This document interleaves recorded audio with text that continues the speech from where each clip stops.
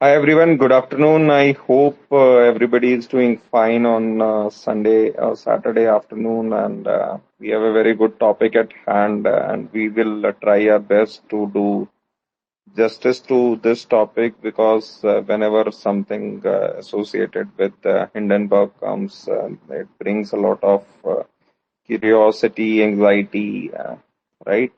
And normally we all connect this name with only one particular group, but let's see what's behind this. But prior to that, there are many questions which needs to be answered. So hopefully we'll drive the session in that direction. So initially I'll be asking these set of questions, and after that, if time will allow and if there would be any relevant questions on your part, we'll be happy to address. And meanwhile, comments are always open, so definitely you can type in your questions so that I can read that out.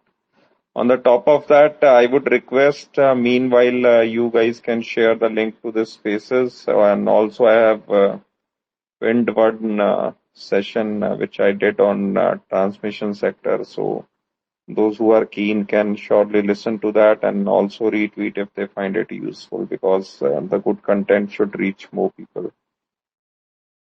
So we'll wait for 1 or 2 more minutes and then we start with the session. Meanwhile, please don't hesitate if you are liking my work, and definitely you can share it with more people. Meanwhile, let me see. You want this guys this session in Hindi or English? You can simply type that in the comments, and I know there would be few of you who are comfortable both ways, but you can definitely write in the comments so that we know broadly where we should be focusing more, or shall we keep it bilingual, or the focus is on Hindi. So yeah. Hi Sandeep.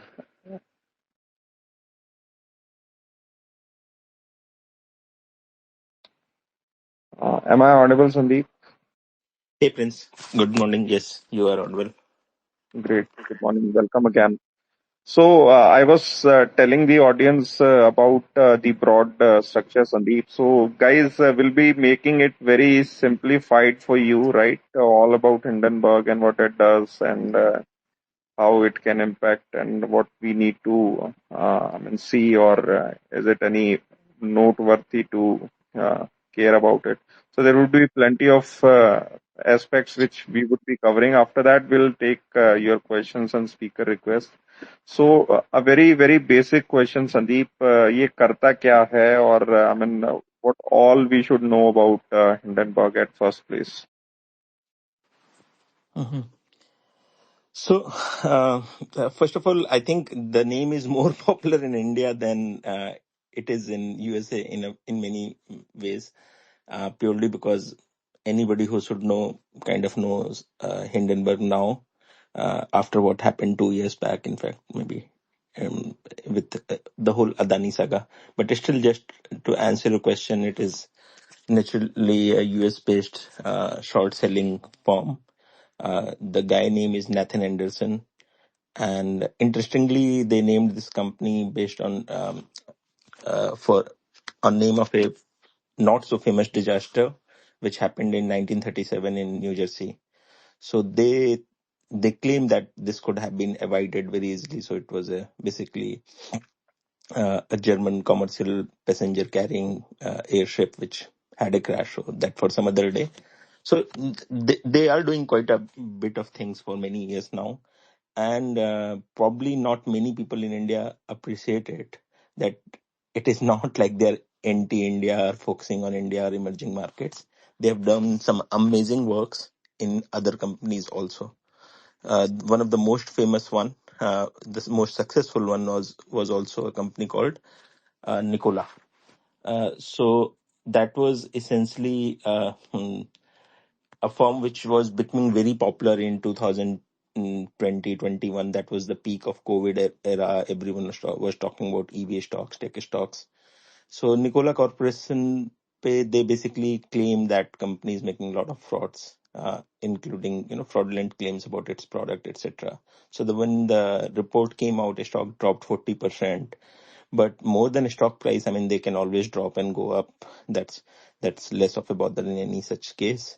What happened is obviously SEC did the inquiry, and then a lot of those allegations were found to be true. So it was a very good, successful outcome, even though that's not the main intent of this company, right?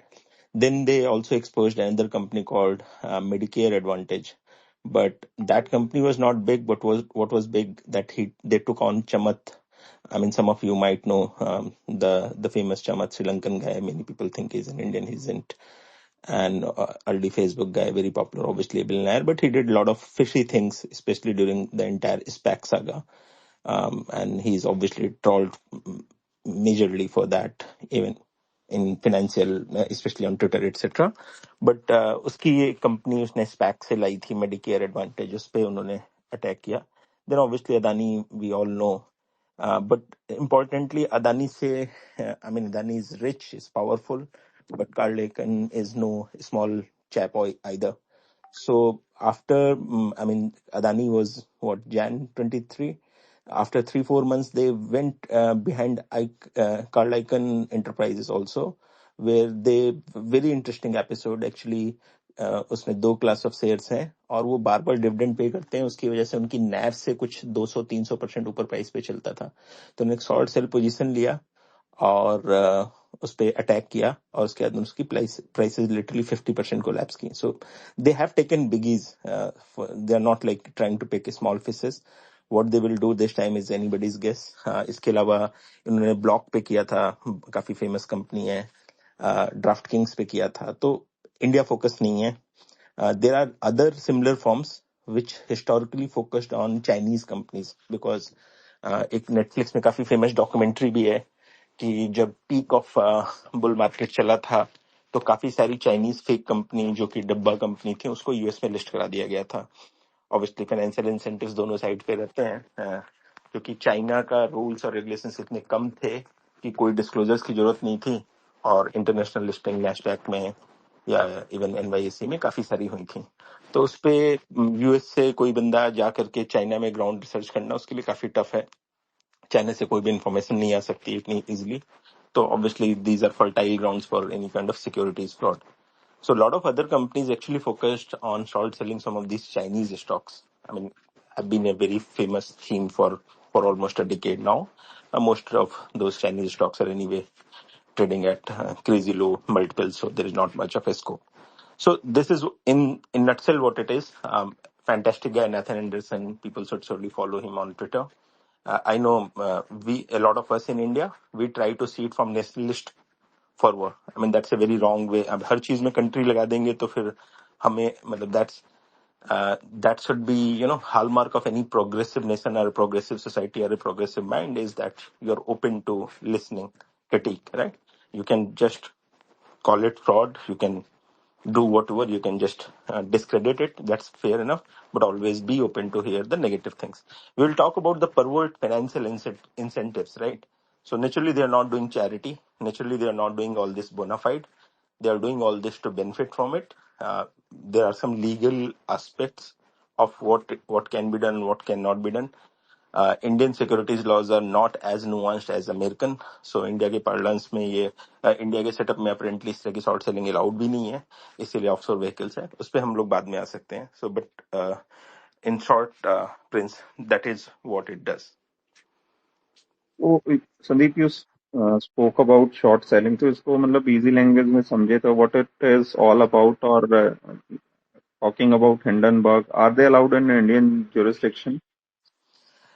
इस पे मैं बहुत मेरी कोई expertise नहीं है, but जब ये अदानी सागा हुआ तो सेबी ने बोथ साइड्स में ऑब्वियसली पॉलिटिकल सोशल प्रेशर था, and without getting into politics of it, I mean we all understand, so will not elaborate there. तो सेबी पे सुप्रीम कोर्ट का काफी प्रेशर था कि do some good job, show that what you did, etcetera etcetera. But SEBI ने interestingly Hindenburg पे भी questioning की कि हु आर द बेनिफिशियरीज. तो वो तो जवाब देंगे नहीं, वो क्या करेंगे, तुम आपको भेजते रहो. तो लीगली अलाउड नहीं है, वरना तो आकर के इंडिया में अदानी में आप क्या कर लोगे, कैसे बिना यहाँ पे व्हीकल्स यहाँ पे शॉर्ट किए, जो कि मतलब आप कुछ ज्यादा कर नहीं पाओगे, थोड़ा बहुत निफ्टी कर लोगे, राइट। तो नेचुरली उन्होंने पहले कोई ऑफशोर ओटीसी डेरिवेटिव से पोजीशंस ली होंगी, मोस्ट लाइकली वही हुआ होगा, जिसमें बाद में अभी कुछ दिन पहले कोटक का भी नाम आया था उन व्हीकल्स में। तो नेचुरली वो डिटेल्स कभी नहीं आए हैं Prince, but I come from investment banking background, I can probably guess what structure they would have done. So something like TRS, total return swaps, उसमें बेसिकली क्या होता है, आप हेज फंड्स जाते हैं बड़े इंस्टीट्यूशनल इन्वेस्टमेंट बैंकर्स के पास, और वो बोलते हैं कि मुझे 3 बिलियन अदानी इंटरप्राइज का शॉर्ट चाहिए, राइट। अब वो यहाँ पे कैसे शॉर्ट कवर करके देगा वो उसकी है, वो तो रिस्क नहीं लेगा, मतलब लेट्स से गोल्डमैन सैक्स से आपने कहा, तो गोल्डमैन सैक्स का भी वो रिस्क नहीं लेगा, बट इस बात के लिए वो फंडिंग चार्ज करेगा 2% 3%।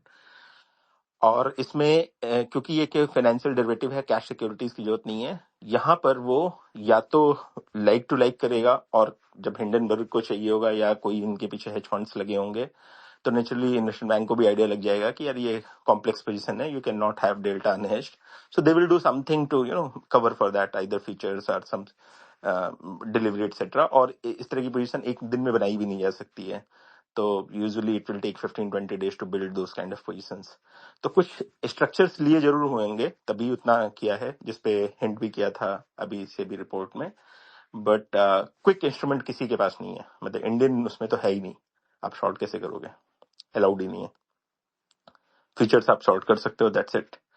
वो भी अगर मोस्ट लाइकली अदानी के मैक्सिमम स्टॉक्स एफएनओ में थे भी नहीं उस समय, और अभी भी नहीं होंगे, तो how would you even short. In fact India के काफी सारे पॉपुलर नेम्स जो कि बैक्ड बाय biggies हैं, I mean some of those you guys can guess which stock I'm talking about, they don't come in FNO because of those reasons, because then short seller can attack. तो from investor point of view वो इसको कैसे देखें, और इसमें भी like one is trader segment and the other is investor, तो how you see कि क्या इम्पैक्ट हो सकता है, और कैसे उनको मतलब अपने आप प्लेसमेंट, और it's not something to worry, कैसे क्या रहे।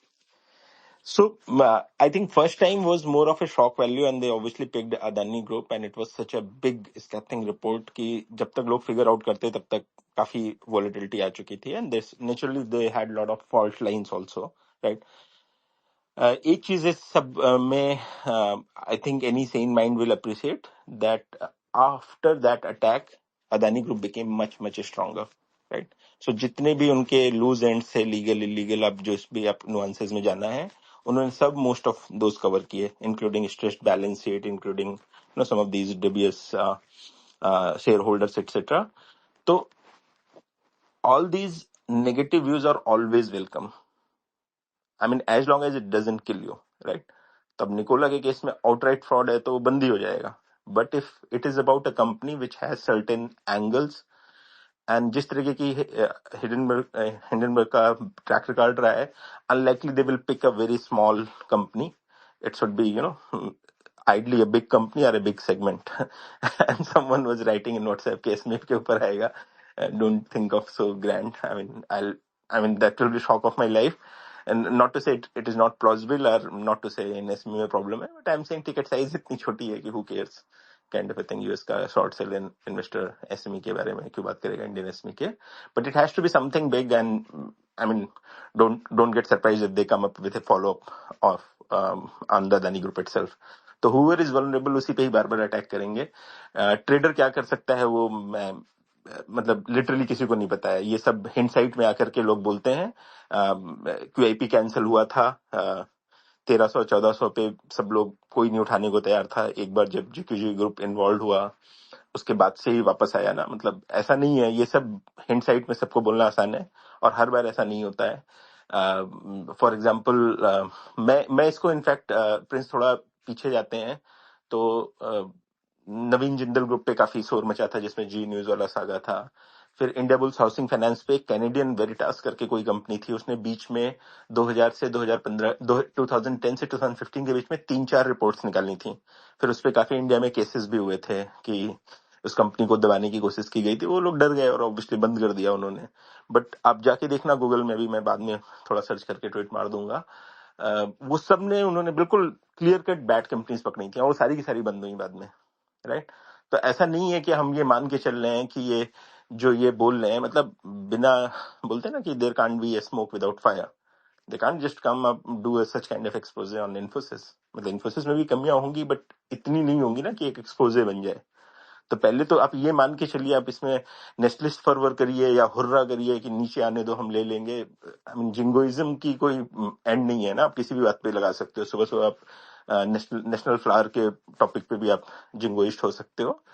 बट लॉजिकली बात करोगे तो जिस भी कंपनी के बारे में बोल रहे होंगे कुछ तो मेरिट होगा। Now the question is whether you can prove it legally, whether you can do something about it, वो डिफरेंट बात है। आउटराइट फॉल्स क्लेम्स तो नहीं हो सकते हैं।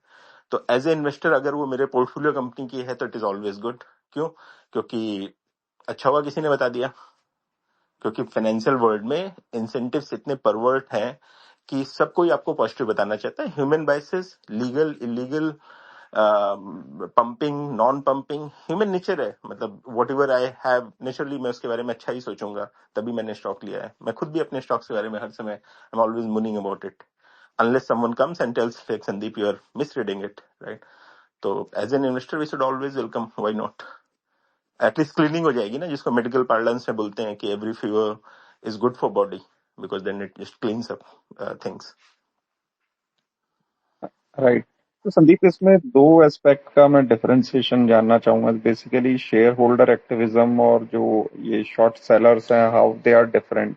और सेकेंडली मतलब I mean there is a fair chance that उनकी भी इंटेंशन गलत हो सकती है। It could be like they are doing it for right reasons and possibly किसी एक ग्रुप को टारगेट करने के लिए, आई मीन वो भी हो सकता है कि प्लांटेड भी हो सकते हैं। It could B both ways, right? हाँ, बिल्कुल पॉसिबल है। इनफैक्ट कोई बड़ी बात नहीं है कि a lot of it might be left wing funded. In fact last time भी बहुत सारा राइट विंग चैनल्स में आया था कि इसके पीछे सोरोस फाउंडेशन हो सकता है, इसके पीछे इंडिया का लेफ्ट लिबरल कॉकस ने इन्फॉर्मेशन तो दी थी, क्योंकि जो रिपोर्ट्स थी, मतलब यहाँ पे तक रूमर्स थी कि, आई मीन, पॉइंट इज, उन बातों को बात करना केवल कॉन्स्पिरेसी थ्योरी है अपने लेवल पे, counter business groups etcetera, all those are possible and बिल्कुल पॉसिबल है, राइट। हम इंटेंट पे और इंसेंटिव्स पे तो हम बाद में जाएंगे, राइट। पॉइंट ये है कि इन्फॉर्मेशन कैसी सही है कि गलत है। तो सब चीज पॉसिबल है। In fact I personally feel very much possible that it is part of a wider social economic attack on Indian political class. Last time it was surely time to perfection. This time also it might be something. Right now we Indian ruling class is little vulnerable, Bangladesh and all that. So काफी ज्यादा है वो। बहुत problem क्या है कि उसको बिना पैशन के वो डिस्कशंस किए नहीं जा सकते प्रिंस। तो मैं, मतलब, I have lot of points but I just don't want to talk on Twitter, क्योंकि वो बहुत ही पैशनेट हो जाता है और फिर दोनों साइड से people just get riled up. So I am not afraid but I just don't want to spend my Saturday morning on a public forum to do those discussions. So incentives for sure there can be so many, but let's assume just for now that they have financial incentives.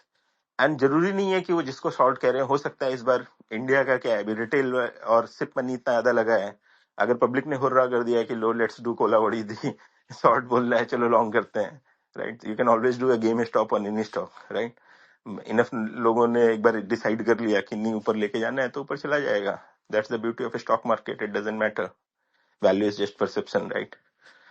तो लेकिन आपका जो पहला question है वो Prince काफी good है कि how are the different from activist share holder. Good good word you highlighted. So activist share holders थोड़ा सी डिफरेंट है। वो शॉर्ट सेलर भी हो सकते हैं, but mostly activist share holders ये यूएस इंडिया में एक बहुत बड़ा क्लास है। और मेरी as a very small share holder, retail investor, मेरी एक डिजायर है कि अगले 10 साल में, 15 साल में, 20 साल में हमारे कुछ मार्क्यू इन्वेस्टर उस लेवल की इन्वेस्टिंग करें जिसमें एक वो बैडली रन कंपनीज में पोजीशंस लें, 2%, 5%, 10%. Then they start writing open letters to board demanding certain restructuring, certain improvements in corporate governance, certain changes in business strategy, and then they create a value out of it. So it's a very good uh, activist shareholding, right? In fact micro cap investing में most of the so called big investors do that part, right? Ian Cassel का आप पढ़ोगे, जितना भी, काफी लोग आप लोग फॉलो करते होगे, जो यूएस में माइक्रो कैप इन्वेस्टिंग का इस समय ब्रांड एम्बेसडर है, he also talks about that.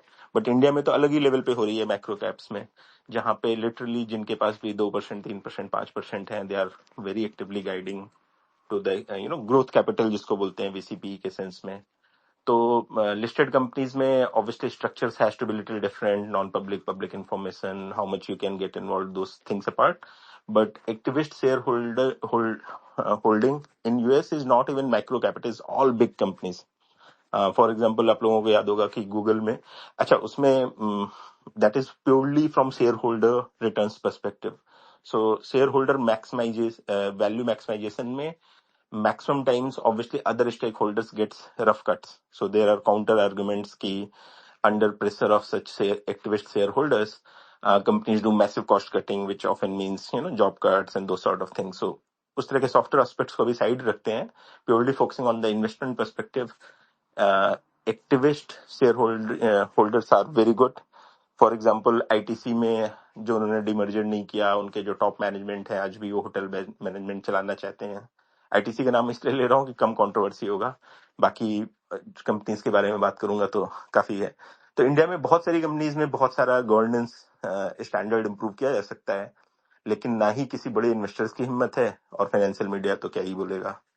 तो इंडिया में मुझे नहीं लगता कि इतनी आसानी से हो सकता है, but never say never, 15 years, 20 years में may be will become as good as American systems are, but they Right. Are different from short seller. Short seller केवल एक पॉइंटेड पोजीशंस लेते हैं कि शॉर्ट सेलिंग की कॉस्ट होती है what we call borrow cost, you have to borrow the shares and then short it, right? और दूसरा क्या होता है कि अगर आप कैश सिक्योरिटीज के टर्म्स में देखिए, तो you can not hold it for ever, right? क्योंकि आपको 3%, 4%, अगर इलिक्विड स्टॉक है, समटाइम्स 7%, 8%, टेस्ला एट 1 point है 12%, अलीबाबा वगैरह 15-20% पे भी गए थे एट टाइम्स। तो जब शॉर्ट सेलिंग की कॉस्ट इतनी ज्यादा है, तो unless you are richer, make better price more than your cost of short selling, how will you make money? तो मतलब वैसे टेस्ला वगैरह के shorts, in fact Bill Gates carried a big short on Tesla for very long period of time, so multi year actually. तो वो बहुत rare है। ये जो हिंडनबर्ग वगैरह की रिपोर्ट है, मैक्स से मैक्स मुझे लगता है कि 15 दिन, 20 दिन, 1 महीना। तो नेचुरली वो बहुत फोर्स के साथ आ रहे हैं, एक्सपोज के सेंस में आ रहे हैं, और क्विकली पैसा बनाना चाहते हैं। That is very different from activist share holder, जहाँ पे 2 quarter, 3 quarter, many times, many years is very common, very rare for those activist share holders to take a position and then get out in 15 days or 30 days. Right. And the example you gave of ITC, similarly in ICCI Securities also something is going on. So that is also like covered under the umbrella of stakeholder activity, right? ICCI पे मैं कुछ नहीं बोलता हूँ। मैं in fact उनमें से कई लोगों से मैं व्हाट्सएप ग्रुप्स में भी इन्वॉल्व हूँ। I mean, this guy Manu is doing amazing job quant में, मतलब दे लिटरली डिजर्व अप्लॉज, मतलब standing ovation they deserve. Sad part is Prince, I have a feeling that I have a very sizable position by retail standards. My 7% of my portfolio is in ICICI Securities, and I'm also, I'll not use word victim or sufferer, but basically at the short end of the entire saga. I didn't take a public stance or even a legal proceeding stance, जो भी चल रहा है, purely because I'm also ICICI Securities for last 17 years, and plus ICICI Bank setup में रहा हूँ, तो and there are some additional reasons, but जो भी वो हुआ है बहुत ही disappointing है। मतलब बोलते हैं ना कि, एंड एक भी फाइनेंशियल मीडिया उसके बारे में बात नहीं करेगा। ये रिकॉर्डेड सेशन है, मुझे कोई मतलब आई एम नोबडी, बट मैं बहुत ज्यादा नहीं उस पर बोलना चाहता हूँ। But all I can say is extremely sad the way entire affairs are. Simple सी बात है कि जो इस पे मतलब प्रिंस, उस टॉपिक पे बात की करने के लिए हमें बिना, जब तक हम प्रॉक्सी ओनरशिप का कॉन्सेप्ट नहीं समझेंगे, see who are mutual funds, mutual funds का खुद का तो पैसा नहीं है ना, वो पब्लिक का पैसा है। तो उनकी फिडेंशियरी ड्यूटी है कि अपने इन्वेस्टर से पूछें। प्रॉब्लम यह है कि इन्वेस्टर्स को कुछ हवा ही नहीं है इस तरह के कॉम्प्लेक्स आर्गुमेंट्स में, राइट? तो फिर आप जाते हो रिटेल पे, अब रिटेल में वो काफी बड़ा टॉपिक है एक्चुअली प्रिंस, उसमें जो डिलिस्टिंग नॉर्म्स है सेबी मॉडिफाई कर रही है।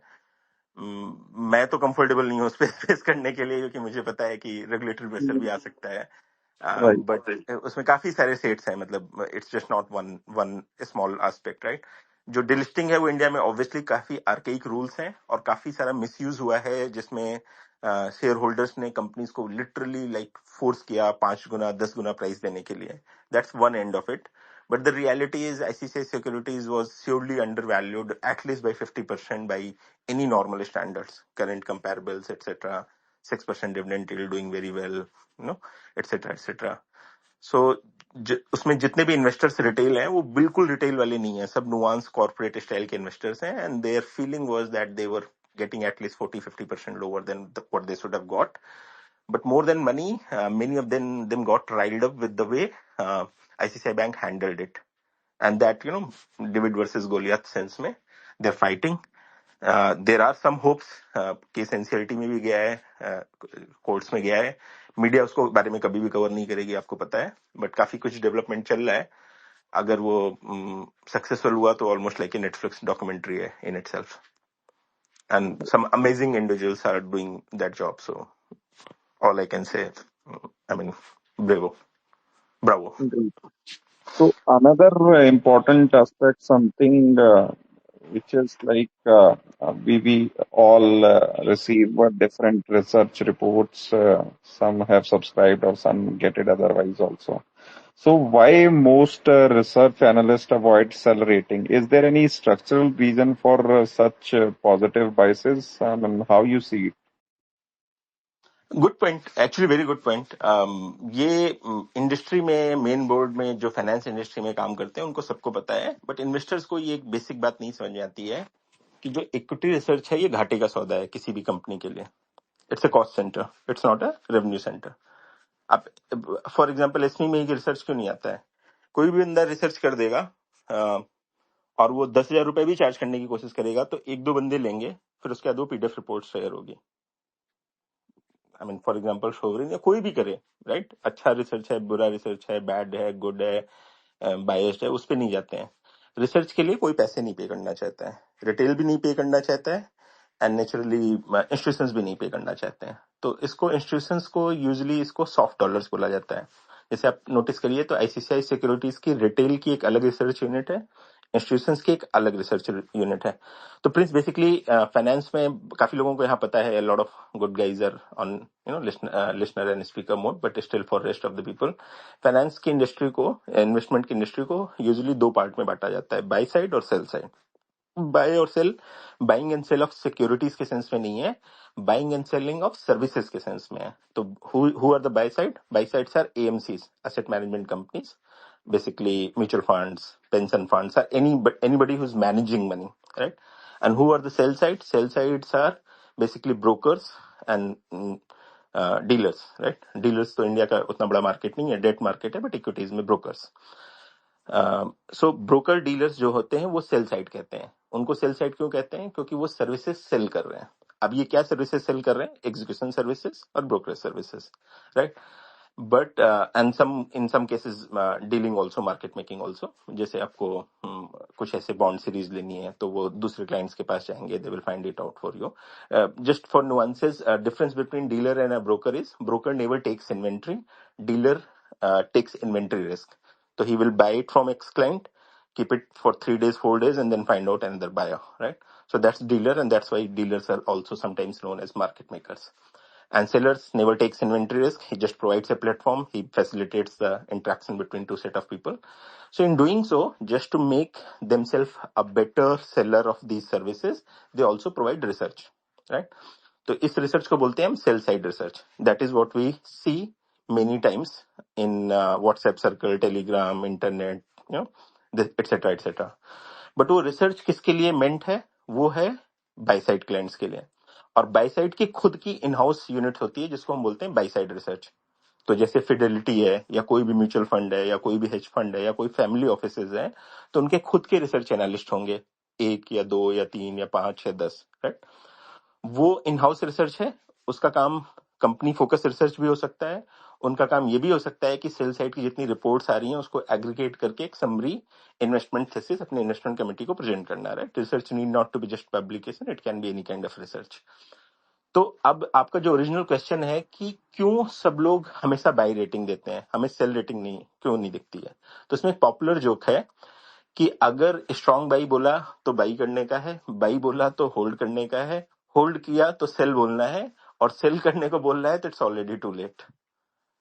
तो अगर आप कभी भी रिसर्च रिपोर्ट देखेंगे, आप सिंपली ब्लूमबर्ग में जाइए, कोई भी अपना पॉपुलर स्टॉक उठाइए, अगर आपको 35-40 रिसर्च रिपोर्ट दिखेंगी तो उसमें से 90% बाई रेटिंग होंगी, and that structurally is not possible even if you are talking 1 year out forward sense में। Markets are always fair valued, so at least 60-40 तो स्प्लिट होना चाहिए, बट वो इसलिए नहीं होता है क्योंकि इंसेंटिव्स ऐसे होते हैं। अब इसमें दो चीज सोचिए, इसको थोड़ी देर के लिए ऐसे सोचते हैं कि मान लीजिए कोटक सिक्योरिटीज का मैं sell side institutional research analyst हूँ ऑटोमोबाइल का। मैंने कहा कि मेरे ये 3-4 बड़े क्लाइंट्स हैं जिन्होंने फॉर एग्जांपल आयशर मोटर्स में बड़ी पोजीशन ली है। मैंने एक रिसर्च रिपोर्ट पब्लिश की सेल साइड की, मेरे हिसाब से मैंने बहुत अच्छा काम किया। ऊपर से क्लाइंट का फोन आ जाएगा, किस लड़के ने ये रिपोर्ट डाली है, क्यों सेल किया, उसको ज्यादा पता है, 23 साल का लड़का है, वो कह रहा है सर सेल है, मैं 10 साल से ये लेके बैठा हूँ, 5 बिलियन मैनेज कर रहा हूँ, did you check with me? Even your clients will pressurise you for publishing a negative report, right? फिर दूसरा चीज है ये जितनी भी रिपोर्ट्स बनती हैं इसमें बिना मैनेजमेंट एक्सेस के आपको बेटर व्यू मिलेगा नहीं, ठीक है? समझ में आएगा नहीं धंधा क्या चल रहा है। आपने 2 बार सेल किया उसके बाद मैनेजमेंट ही कॉल उठाना आपका बंद कर देगी, तो वहां से प्रेशर है। फिर आपकी सेल साइड का भी प्रेशर रहेगा, तो इतना ज्यादा प्रेशर है रिसर्च एनालिस्ट में कि वो सेल तो लिखना उसके लिए बहुत ही टफ है, अनलेस इंस्टीट्यूशंस इतने स्ट्रांग हैं। अच्छा, वो कई बार गुड हैंड बैड हैंड भी खेलते हैं, तो जिन कंपनीज की स्ट्रांग कवरेज नहीं है उनके पास, वो ऐसे ही सेल डाल देते हैं कि चलो कल को रेगुलेटर्स को दिखाने को हो जाएगा कि मेरी 100 रिपोर्ट्स हैं तो 100 में मैंने 7 या 8 सेल भी दे रखी हैं, तो बहुत ही सॉफ्ट सेल होगा। बट इन जनरल आप ये मान के चलिए कि सेल रिपोर्ट बहुत रेयर होंगी, और अगर आ रही है तो बहुत ध्यान से इसको पढ़ना चाहिए कि क्या कह रहा है। But to answer your question, yes, huge bias, huge, not even a small bias. And इसमें प्रिंस एक और एंगल है, इश्यूअर पेड रिसर्च और नॉन इश्यूअर पेड रिसर्च। तो जितनी भी स्मॉल कैप्स होते हैं, मिड कैप्स होते हैं, जो टियर 3 ब्रोकर से प्रभुदास लीलाधर और इस तरह के नाम नहीं लेते हैं अभी, वो सब इश्यूअर पेड होते हैं। नीचे आप देखिएगा तो उसमें लिखा रहेगा फुटनोट्स में, और वो भी लॉजिकल है क्योंकि आप एक छोटी कंपनी है 5,000 करोड़ की, उसके प्लांट है भिलाई में, झारखंड में, एक बॉम्बे की बंदा है जिसका पैकेज है 15 लाख 20 लाख, सीएफए किया हुआ है, टियर 2 से एमबीए किया हुआ है, वो अपनी सैलरी वैसे भी जस्टिफाई नहीं कर पा रहा है, उसका ओनर कह रहा है यार इस लड़के को फायर करते हैं। अब वो बोलेगा कि मुझे 2 लाख का ट्रैवल बजट चाहिए, 10 दिन का मैं विजिट करके आऊंगा, कहाँ से निकल के आएगा 2 लाख रुपए? तो कंपनी खुद ही फंड करती है प्लांट विजिट्स, ये सब, ठीक है?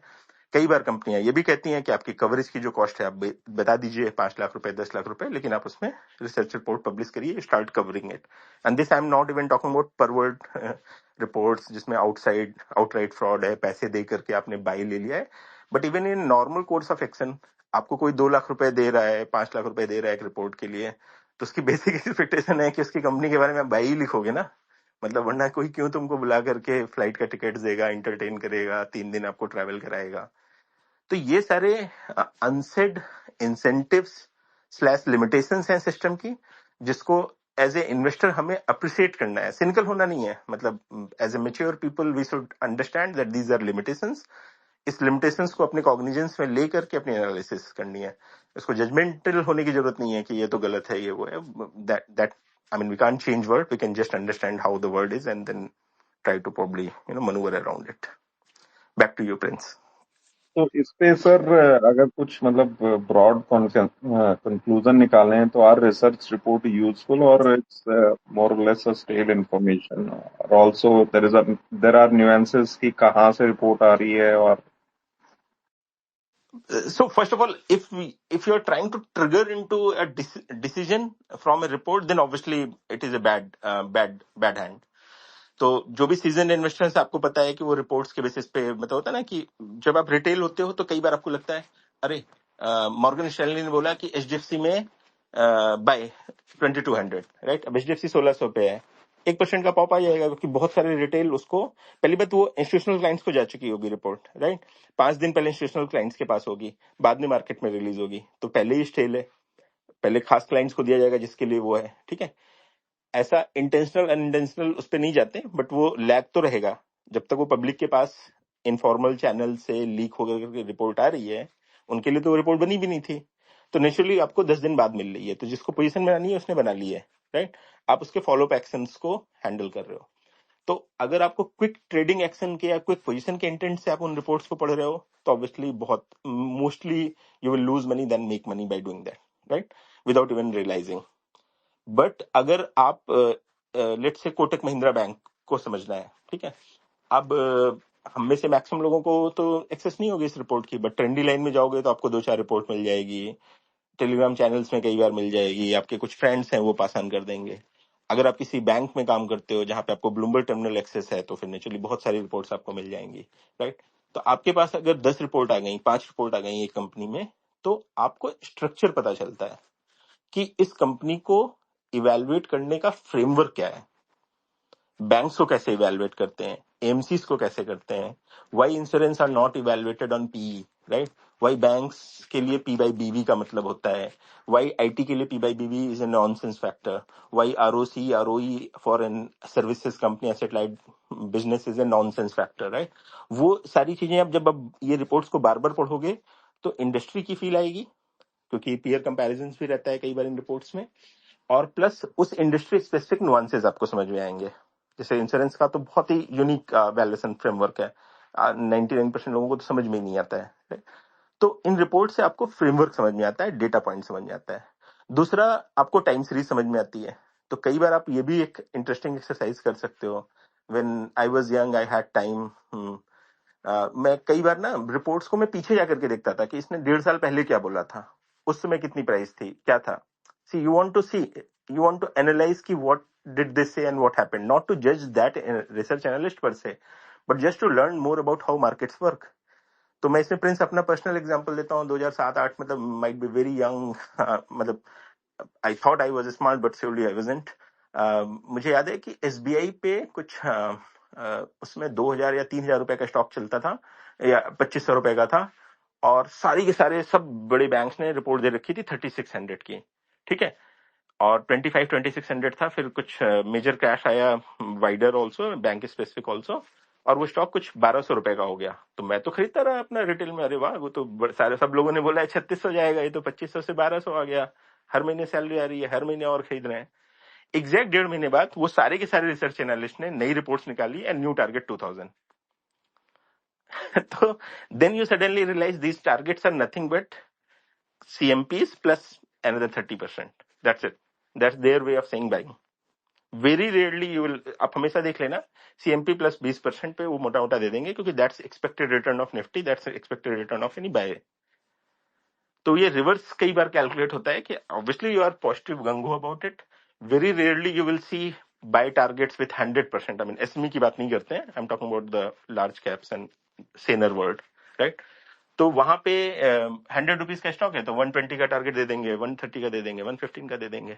तो these are more like an intentional, क्या बोलेंगे, statement of intent rather than a mathematics about it. क्योंकि उसके पीछे बैक में एक एक्सेल है, उसमें 2 एजम्पशन चेंज करोगे, कोई भी टारगेट प्राइस आ जाएगी, फर्क क्या पड़ता है। तो आपको उसको डेटा पॉइंट्स के लिए, आर्गुमेंट्स के लिए, स्ट्रक्चर के लिए पढ़ना है, बहुत यूजफुल है। बिना रिसर्च रिपोर्ट पढ़े आपको समझ में नहीं आएगा। एक लेवल और बता रहा हूं कि अगर कोई आदमी बिल्कुल ही सिंसियर है लाइफ में, तो वो खुद भी रिसर्च नोट लिखने की कोशिश करे, मॉडलिंग करने की कोशिश करे, उसके बगैर चीजें नहीं समझ जाएंगी। बट उसको अगर हम क्विक बाइट्स के सेंस में देख रहे हैं कि हमें 30 सेकंड के अंदर एक स्नैप जजमेंट लेना है, गोल्डमैन ने बोला HDFC लिया, खरीदो, अगर वैसे करना है then obviously that's very detrimental for your financial decisions. Sandeep, थोड़ा ये मतलब टॉपिक से हो सकता है अलग हो, बट एक नॉर्मल रिटेल, मैक्सिमम अपनी ऑडियंस रिटेल ही है, तो बेसिकली जैसे कोई आरए की सर्विसेज लेते हैं, ठीक है, ये पब्लिक डोमेन में जो फ्री में या टेलीग्राम में आ रही है वो एक आपको मतलब ब्रॉड व्यू दे देते हैं, बट आप एक स्पेशलाइज सर्विसेज किसी की पे करके ले रहे हैं, तो that is altogether a different thing. तो आपको लगता है कि that is the best way to go about it, और इफ यस तो उसका बेस्ट यूज कैसे कर सकते हैं? मान लो कोई अच्छा आरए हमने आइडेंटिफाई कर लिया, तो how one can potentially benefit the best from it? See, अगर आरए से आप फंड मैनेजमेंट करा रहे हो तो मुझे लगता है कि उससे बेहतर है कि आप स्मॉल केस या कोई वो है। और मैंने फ्रेंकली प्रिंस कभी यूज नहीं किया है, और ना मैं ज्यादा, मतलब मैं लोगों को जानता हूँ, but I have not seen enough to probably give a good answer, but I am still giving my take on it, right? तो अगर आप फंड मैनेजमेंट के सेंस में कर रहे हो तो स्मॉल केस और इन सब में काफी बेटर प्लेटफॉर्म है, मच लेसर फीस में। बट आरए कई बार ऐसा करता है, स्पेशली आप यंग हो ना, तो अगर आपको इंटरेक्शन का मौका मिल रहा है, उससे आपको लर्निंग आ रही है, माइंडसेट चेंज हो रहा है, जिसकी वैल्यू बहुत ज्यादा है। सिर्फ डायरेक्ट इक्विटी करने का एक ही बेनिफिट है, नुकसान तो बहुत है, सबको पता है कि we will always make lot of mistakes and professional guys can always do better. हम फाइनेंस में हमेशा हमें बहुत इनर्सिया रहता है ना, पे करने के लिए आधा परसेंट 1%। मतलब इस पे काफी पॉपुलर जोक्स हैं। लोग बोलते हैं ना, डॉक्टर के पास तो नहीं बोलते ना कि गूगल ने मुझे ये सारी, सर ये दवाई दे दो, ये इंस्ट्रूमेंट्स दे दो, मैं खुद ही अपना ऑपरेशन करूंगा। बट फाइनेंस में सबको लगता है कि मैं कर लूंगा खुद से, राइट? एक इनहेरेंट बिलीफ है। More people believe that they can do better in finance than in any other profession. आप किसी से पूछो, हाँ ये ऐसे से करेंगे और ऐसे करेंगे और ऐसे हो जाएगा, right? That's how people think about finance industry, but that's obviously not true, right? तो professional management is always better, but professional management के साथ एक ही रिस्क है कि आपकी खुद की लर्निंग काफी कम होती है। क्यों? क्योंकि आपको बस रिटर्न्स दिख रहे हैं, एंड दैट इज ओके। तो मैं बार बार कहता हूँ कि if purpose is to make money, then nothing like professional management, and life is more than money, and life is more than financial industry. But for anybody who wants to evolve as an investor, or who is seeing a career here, or who just love this as a matter of hobby, most people love it matter of hobby, क्योंकि part gambling, part research, part fun, part business, मतलब interesting area है naturally, इसीलिए इतने सारे लोग इसमें लगे रहते हैं। तो उस पर्सपेक्टिव से कर रहे हो तो डायरेक्ट इक्विटी और आरए एक अच्छा बंदा है जो आपको अपनी थॉट प्रोसेस बता रहा है, बेसिक वाली हाइजीन चीजें बता दे रहा है, तो then naturally that is helpful. But बिना मतलब प्रिंस, प्रॉब्लम क्या है कि इतने सारे एक्सट्रीम कैरेक्टर्स हैं दोनों साइड में, मतलब outright fraud. See, fraud is, when I say fraud, I do not mean by bad returns. मैं इनफैक्ट इस कॉल में ही एक लिसनर है, उनको मैं कुछ दिन पहले ये समझा रहा था, ही वाज टॉकिंग कि वो बंदा फ्रॉड है। मैंने कहा फ्रॉड मीन्स व्हाट? बोला उसने ये स्टॉक बताया था, वो 40% गिरेगा, 50% गिर गया। मैंने कहा आप बताओगे गिर जाएगा तो वो फ्रॉड हो गए क्या आप? Fraud is not based on investment return. Fraud is in terms of hidden incentives. Fraud is in terms of mis-selling of services. Fraud is in sense of front running the positions, right? पहले position बना ली, फिर public को दिला दिया, फिर पहले बेच दिया, फिर पब्लिक को बताया नहीं, ऑल दो sort of things, right?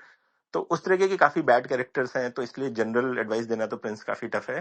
But professional is always better than, I mean, अगर आपको नहीं पता है, and if you can get into a setup which is being run by better people, then that is always good.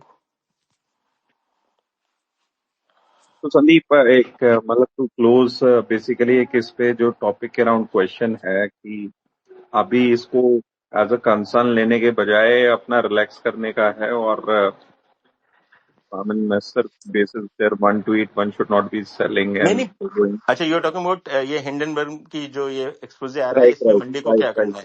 right. Popcorn खरीद लीजिए और चाय ही पीजिएगा morning में, और क्या करेंगे? बैठ जाइए।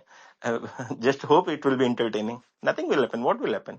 इंडिया का मार्केट इतना बड़ा है, राइट?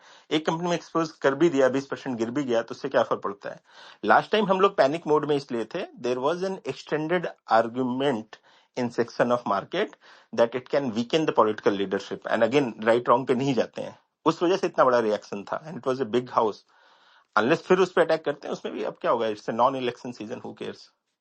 तो अगर मैं प्योरली देखूं तो मुझे नहीं लगता है कि कुछ इम्पैक्ट आने वाला है। दूसरा क्या है कि एक होता है नोन अननोन्स और एक अननोन अननोन्स, तो इस बार वो इंडिया वाले से बोलेंगे आड़ दो। ठीक है, इसको देखा हुआ है हमने, राइट? तो अब नॉवेल्टी फैक्टर खत्म हो गया है, सबको पता है हिंडनबर्ग क्या होता है, ये सॉर्ट होता है। इनफैक्ट लोग उसको फोर्स फिट करने की कोशिश करेंगे कि पिछली बार कुछ नहीं हुआ था तो इस बार भी नहीं होगा, right? Which is obviously wrong argument, right? Outcome कुछ और भी हो सकता है, बट क्या हो जाएगा? अनलेस आपका बिल्कुल डायरेक्टली पोर्टफोलियो स्टॉक है, then probably you need to take a decision, but otherwise just have fun. मतलब it's good actually, more companies should do it, it's good for the system. इस पे Prince वही वाली बात है, सही बताने, See, business communication and investor communication are markets communication में एक fundamental difference है. एक बहुत बड़ा myth है एक investor class के mind में कि we are duty bound to always talk positive about companies. In fact मुझे आज से 3 साल पहले एक व्हाट्सएप ग्रुप में एक बंदे ने लिटरली मेरे को like he was literally pounding upon me कि how can you talk negative about Indian companies, तुमको शर्म नहीं आती है. मैंने कहा होल्ड ऑन बॉस, मतलब उसको ये लग रहा था कि as a country man we should always talk nicely about all our companies. हम नेगेटिव क्यों बोले? हम जैसे होता है ना कि आप अपने बच्चे के, मैंने कहा भाई you are suppose to talk critical things even for your kids, forget about anyone else, right, who can be more important than your kids. तो उस तरह की बेसिक हाइजीन आर्गुमेंट्स पे नहीं जाते हैं. मतलब I am hoping that people are nuanced to realize that critical views, negative informations are always welcome. more so इस दुनिया में जिसमें ब्रोकर्स का भी इंसेंटिव्स है, एएमसीज का भी इंसेंटिव्स है, सबका इंसेंटिव है कि सिस्टम में प्राइसेस ऊपर जाएं, और हमारा खुद का भी है. हर आदमी को नोशनल वेल्थ चाहिए. ये अलग बात है कि सब अमीर हैं तो कोई भी अमीर नहीं है, right. On relative terms it really means nothing, but notional wealth सबको चाहिए, राइट. तो एक नेचुरल इंसेंटिव है inflationary, whether it is normal inflation और एसेट इन्फ्लेशन. तो उस सेटअप में कोई भी चीज आपको क्रिटिकल व्यू बता रही है which can bring down, which can bring some sanity, that should be welcome. So from that perspective please you are welcome. But my hunch is it will be a non-material event and probably nothing. But why even guess? Let's see what they say. एक funny statement है. They said something soon coming India, which can be seen two ways. One, they are saying, "Hello India, I'm telling you, we are coming." One section in Twitter probably seeing it as a threat to India or this thing. Depending upon किस sense में बंदे ने लिखा है, I mean, let's not get into too much detailing, but I personally saw it more like a, hello India, I'm coming again kind of a thing. So I'm like, आ जाओ भाई, बताओ Monday को क्या कहना है, देखते हैं.